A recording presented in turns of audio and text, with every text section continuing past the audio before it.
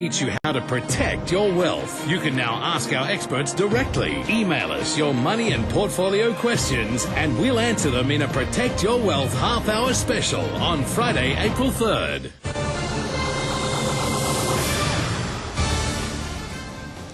Squawk Box on a Thursday morning, Asia side. May front month oil is up 51 cents, 5.328 a barrel. It's up about a sharp 1% or so in trade overnight, though prices slumped by 2% and more. A lot of that was down to the latest inventory numbers out.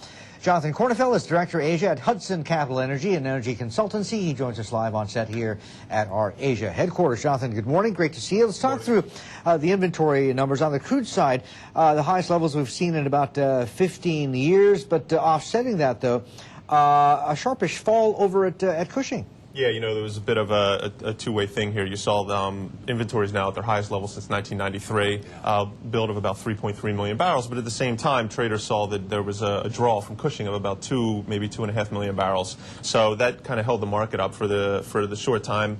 As trading went on throughout the day in New York yesterday, we really saw the market come off, though. And we're still holding above $50. We've been above $50 in WTI for about 5 days now. 5 days now. 5 days now, yeah. And the longer we hold above 50, I think the weaker the retracement is going to be if we break below 50. But I think there's going to be some pressure on that $50 level. There's a lot of bearish data out there right now. And if you look at the fundamentals, supply and demand, we should be trading below $50 right now. It's just that the market is trading more as a proxy for maybe hope in the global economy right now, which is why we're above 50. Yeah, I was just going to ask you exactly how oil has been reacting to the Obama administration's efforts to save the U.S. and therefore save the world in terms of the Fed's intervention, buying paper at the long end, also the Treasury's detox plan.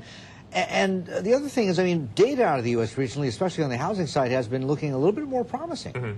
Right. Yeah, there's a lot there. And as I said, the WTI market is trading more as a proxy for the global economy. And the U.S. comprises about 25% of world demand. So any sort of fiscal policy action or changing around inflating the money supply is going to have an effect on the price of crude oil. So right now you have the government taking great strides, really trying very hard to actually help the economy turn around. So that's going to help demand. That's going to drive up the crude price. At the same time, you're inflating the amount of currency that's out there. That's also going to inflate the price of any dollar-denominated commodities such as crude oil. Right, so you have those two factors right now holding the price up. On the other side, the demand of gasoline has ticked up lately in the last couple of weeks. And last month, actually, we've seen that not a huge tick up, but that's another thing that has kind of pushed the market higher. The demand is still not firm enough that demand in and of itself and the weaker supply we've seen from OPEC to have the market above 50. So it's really the fiscal policy actions. It's the fact that the dollar may be weakening in the medium to long term that has kind of pushed the market higher.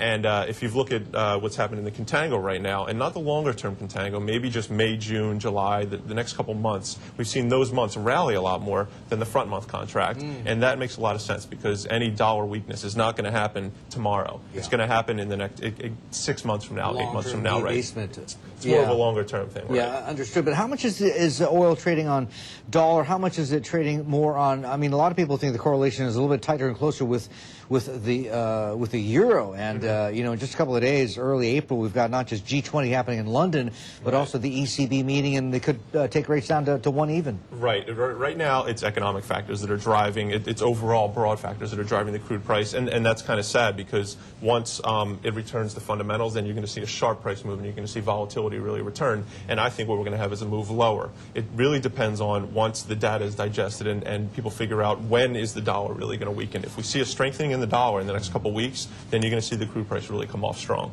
Okay, interesting. We'll be watching. Jonathan, great to talk to you, sir. Thanks for the time and the talk. Jonathan Kornfeld on set at our Asia headquarters, Director Asia at Hudson Capital Energy and Energy Consultancy. Straight ahead, it is the battle of the hybrids. Honda pitting its cheaper